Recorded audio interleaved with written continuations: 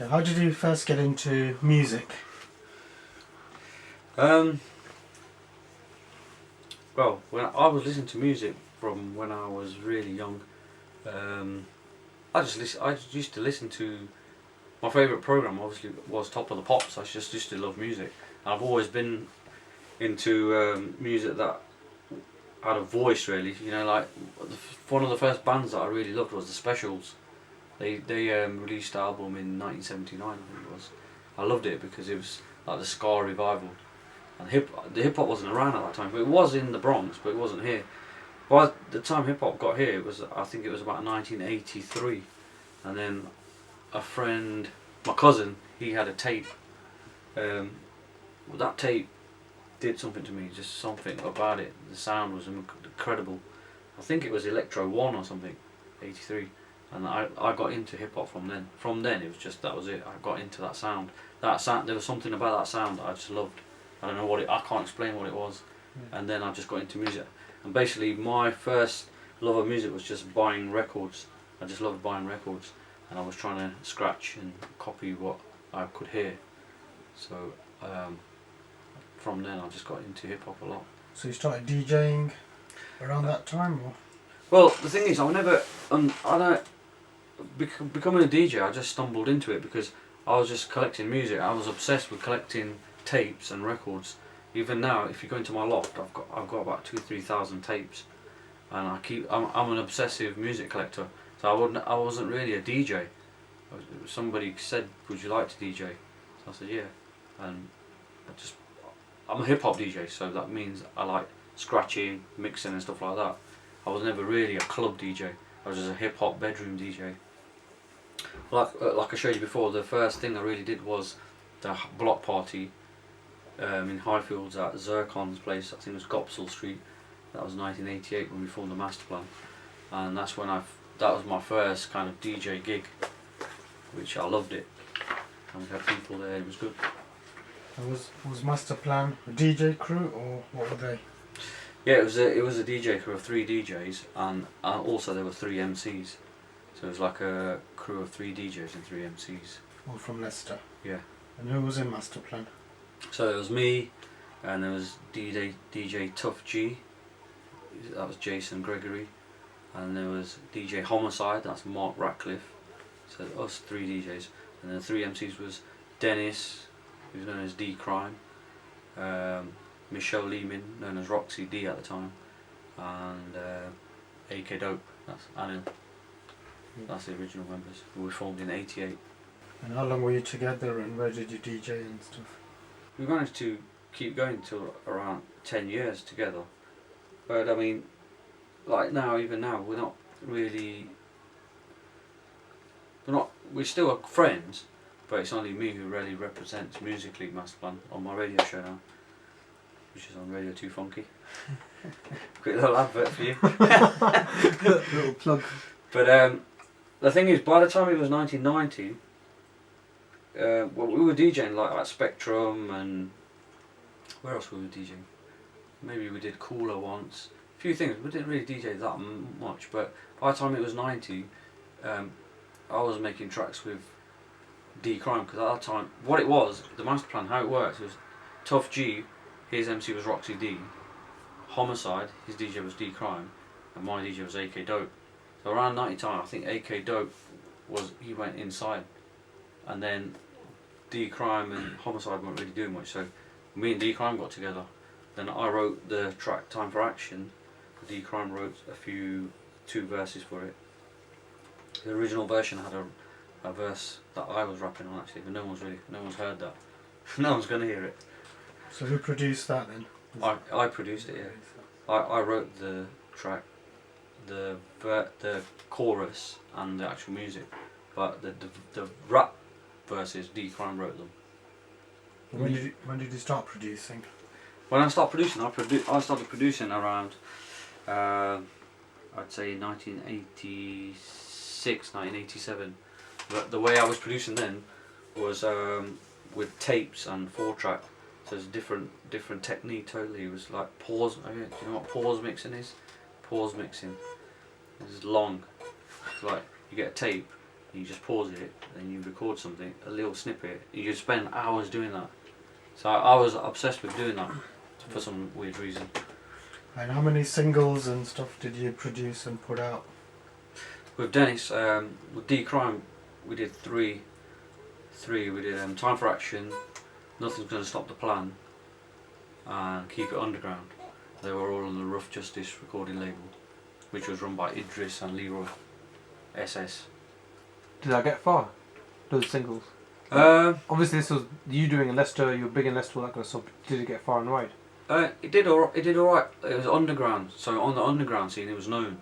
It didn't go commercial, but it was never intended to be commercial. It's proper underground hip hop. So what it did, I was happy with, because it's kind of like what I'm known for today as well. People associate me with them tracks, even though me and D Crime don't make music together now. He does his own thing, I do my thing. But I'd like to do something again, see what happens. So you've done DJing, producing, and you did radio as well in the 90s and stuff? Yeah, I was on Fresh FM for around 10 years. When did Fresh FM start? About 91, I think. Early 90s. Say it was a buzz around that time, because it was the same time when I released Time for Action, and it was good because it was being played on Fresh FM all the time, so it got good airplay. And actually, when Fresh FM started, it started in D Crime's flat. Actually, D Crime used to live in the same flat as me, Clipston House, and we started it there. Well, we had a good crew there, we had a big team. How have you seen yourself progress and the Leicester scene progress? I've worked with a lot. With me, when I started producing, when me and D Crime stopped working together, for whatever reason it was, I just started working with a lot of local people. There was a lot of people I worked with. I worked with Kreisky, Jedi, Shaolin. Jedi was one of the first MCs I worked with, even way before I met D Crime. Though I worked with so many people I can't remember. There's a guy called Double D. He lives in London now. I've got a lot of the material, and it's just pure hip hop stuff. At the same time, I was DJing as well, and at that time, I think it was about '95. I started DJing in Portugal and Belgium. I started working with this guy called Ralph Dog. And he was originally from Leicester. Then he moved to Chicago. Me and Wavy went there, and then we did a little tour. That was good. And me and Wavy also signed up to a band called Blackout. But I've got the CD. This is a band that we was in '95. Did you know this? You didn't know. We was in this band, and we signed. Look, Polydor. So like you can see the picture there. Look. This was a wicked experience because what it was. So is this not Spanish, is it? What is it? Portuguese. Portuguese. Yeah. It was great because we had this record deal, and I was in Portugal for about a year, getting paid, and as a session musician, going around all the places. They had 2 #1 singles as well in Portugal, so we were quite famous there. So made some big money then. Yeah. Don't know about big money, but we got a good exposure. We was like famous in Portugal. We had a #1, so people knew us there. Yeah. When we was on the beach the next morning, we was being asked for autographs and stuff, so it was quite a good feeling. What was that, 90? That was around 95. 95, yeah. So these guys came to Leicester. The way we booked up them, they came to Leicester to record at Leicester Southwells College. They recorded their first demo there. That's where me and D Crime was recording as well. So that's how we met. And then they went back to Portugal and got a record deal. So that was a good experience. Who else was in Leicester in the hip hop scene over the years? Who else was quite influential or making noise in Leicester? Hip hop wise? Yeah. Well, there was obviously SWC, Skywalkers, the Jedi and Kreisky, and there was a guy called Ra, Jazz, the Jazz, called him Jazzy. Who else was with them? Rubin, Shaolin. All them guys, I worked with all them guys. We've made a few tracks, and they were doing their own thing as well. They had their own label and stuff. Then there was the FBI. There was Nicky. I forgot what they used to call him. Nicky Graham. Normski. That was Shaolin's brother. He was in the FBI. There was Rags. Easy Lee. He used to do drumming and stuff. He was a rapper as well. FBI. They were wicked. There was also a hardcore trio. That was Wavy, Nicky, Steady, FX1. I don't think they were really like producers. They were more DJ crew. Yeah. I don't know if they produced any music. Wavy was, but the rest of them were DJs. So there were only a few producers from Leicester. Hip hop. And hip hop, yeah. At that time, I think there was me, there was Wavy, Jedi, Kreisky. Do you think at the time it felt like Leicester was going somewhere with hip hop? Yeah. At that time, it was good. The '92 time, there was a buzz at that time because it was Fresh FM. I had my record deal, and I was buzzing at that time. It was good. And how well did your show do?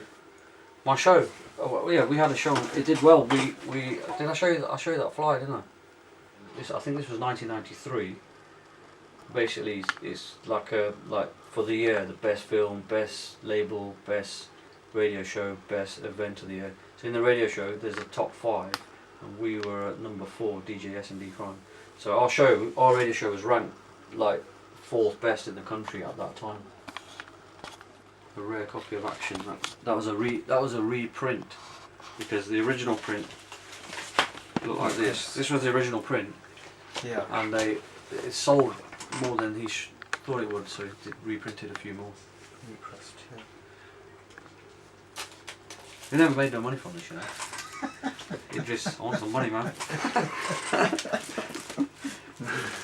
But this label, Rough Justice, it was owned by Idris and Leroy, and you know, that's one person I'll thank, Leroy and Idris, for giving us the opportunity to put the song on their label, because it was a good opportunity. How many did you release on Rough Justice? How many? How many many tracks did you release? 3. 3, yeah. The second one was this one, Nothing's Gonna Stop the Plan. And the third one was Keep It Underground. So I've got a copy somewhere, but I don't know where it is. Someone was emailing me yesterday actually, I wanted a copy. But I haven't got anything to sell. Just ain't got anything. Just personal copies. Hey? Personal copies only. I can sell one, but it's not worth it. I'd rather keep it. I said if you give me 200-300 quid, I can have it. How do you think the hip hop scene's changed then from what it is now currently to what it was going back 20 years? I think a lot of people with Leicester. I think Leicester's still got a good underground scene. I think there's people still doing it, and it's very underground. What, in hip hop? Yeah, hip hop. There's a lot of people doing it. Well, obviously it's different. It's different. The lyrics are different. The music production's different. The production's different. I'm not always a fan of the new production because it's very electronic for me. I prefer the proper traditional methods of production, like sampling. I like sampling. To me, that's what hip hop is. But maybe I'm getting old. I don't know. So you're still DJing today? Yeah, bits and bobs. But like I said today, I only DJ for a hobby really. I don't do it to get paid. I do it for a hobby. So if someone wants me to DJ out there night, and it's what I will enjoy doing, I'll do it. It's not about the money for me. I've been doing Rockefellers for the last 2 years. I don't do it anymore because it's gone too commercial now. But when we started that, I was enjoying that, and it wasn't for the money. And what about producing nowadays? You still producing? Not producing as much as I used to. Because I'm a school teacher now, and that's why I teach. So I'm enjoying just passing the skills down really. I still do production, but I don't think I get inspired as much as I used to when I was younger. I was much more buzzing and inspired and much more motivated. I think I'd want to do that all the time. Now I don't know. I think I'm enjoying DJing more than production. So in the 90s when I was 20, production was more enjoyable to me than DJing. But it's weird, it's turned the other way around. I'm enjoying DJing more than production. I don't know why. Are you producing or working with anyone at the moment? I'm working with, the only person I'm working with is Bossman, the orator. He's from Leicester. I've made 2 tracks with him, but we want to make some more music. I quite like him. He was a student of mine as well. Leicester College? No, I work at Beecham College. Oh, okay. Yeah, he was a student. I started off, you know, people don't know that about me, but I started off way back, like in 1991, doing workshops when I was 21. One of the first workshops I did was at Spectrum. That's where from people like Saquii used to come to that workshop, and I gave him the opportunity to go on 1200s and practice. I'm not saying that I taught him everything, but he used to use my equipment. I used to take my turntables there and let people practice and teach them a bit of mixing and scratching skills. And it was all my equipment and even my vinyls. Some of the DJs would bring their own vinyls as well. You did it for free or were you charging? I was getting paid for it at the time. It was a part-time job, but that was the first workshop that I did. Was that like a youth club? Or? Yeah, it was like a youth club. It was in the evenings, and that was at the same time when I released Time for Action as well, and where the radio was on. So it was wicked for me. I felt good at that age, being like 20 years old, and I was doing workshops, producing, DJing. I didn't feel like I needed to get a proper job. Leicester as a city is not known for music, not right now anyway. And so, what do you think happened? I don't know, Leicester's always a strange place and no one can really put their finger on that question. I don't know, because I think Leicester's got so much talent, more talent than a lot of cities in this country. Loads of talent, but I don't know, it's just, there's a lot of talent in. Look at Mark Morrison, he came from Leicester. He's another guy who I did some early productions with. I've got some tracks that I produced with him in '89, I think it was, 1989. He used to come to my house.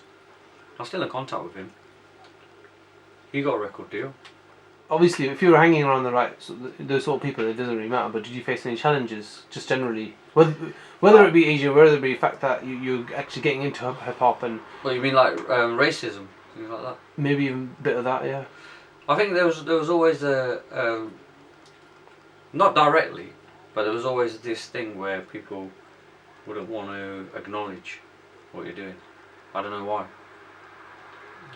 Because they're jealous or whatever. They want to acknowledge it 100%. But it doesn't matter because it's the fans, that speak. It's the fans, it's the sales, it's the evidence. That's what matters to me. It's not the little people who don't want to acknowledge you. That doesn't mean nothing to me. If you think about that too much, then you can't do nothing, can you? If you think about that you can never think about that. I just think you just got to do what you're doing. Because the thing is, hip hop is it's not just music, is it? Hip hop's it's a way of thinking. It's a creative thing. Anyone who's creating something true to themselves, to me, that's hip hop. Anyone's creating something true to themselves, whether it's graffiti, dancing, rapping, production, DJing. That's what hip hop's about. Anyone can do it.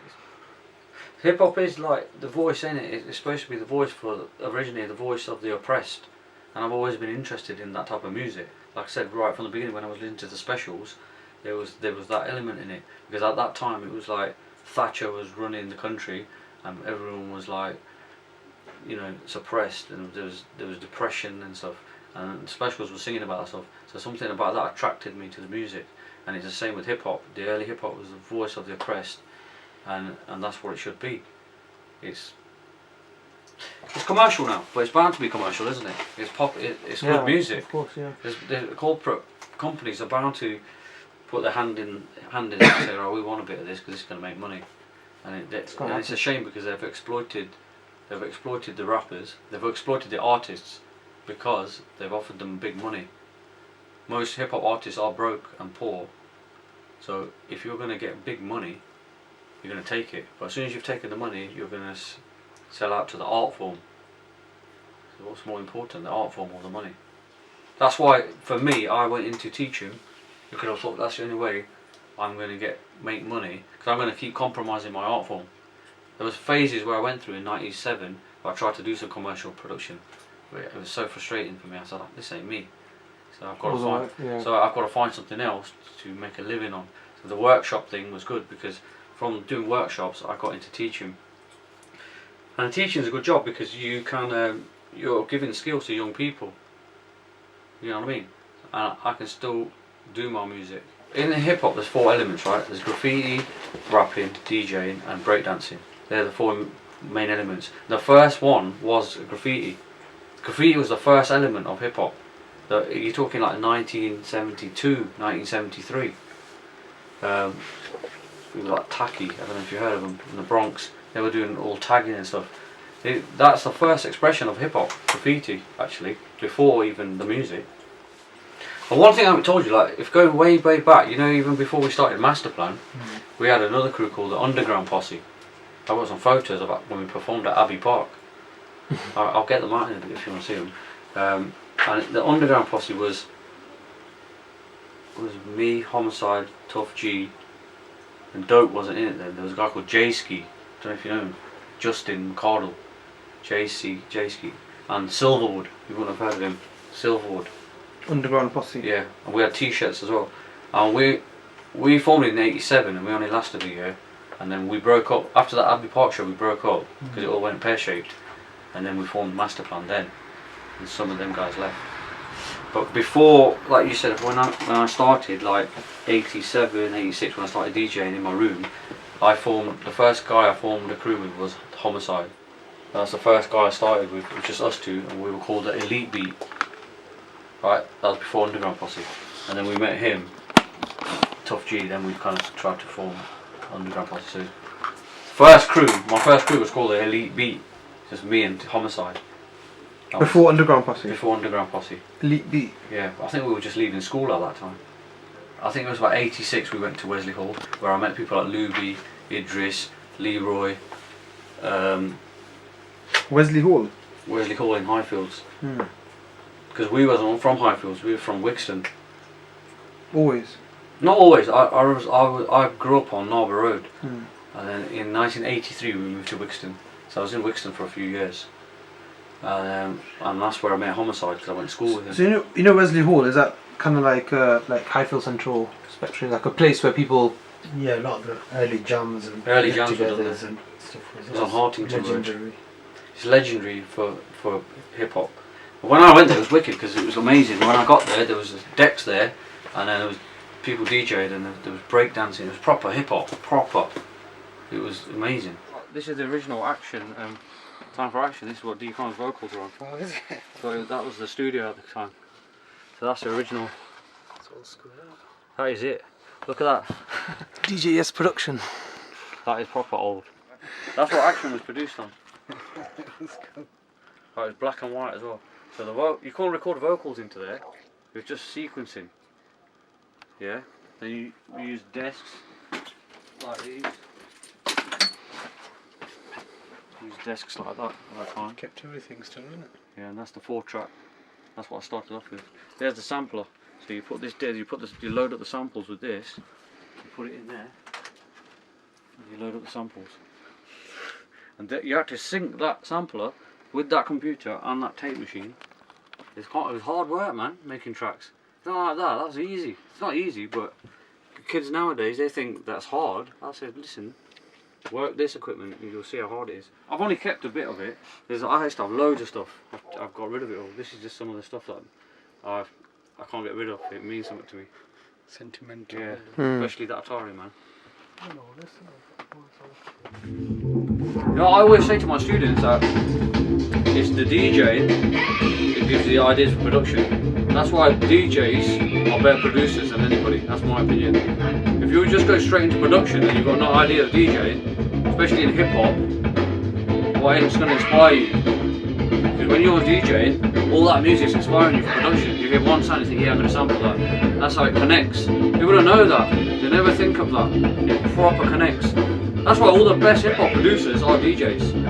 You ain't going to get a good hip hop producer if you're a DJ. I don't believe it. Show me one.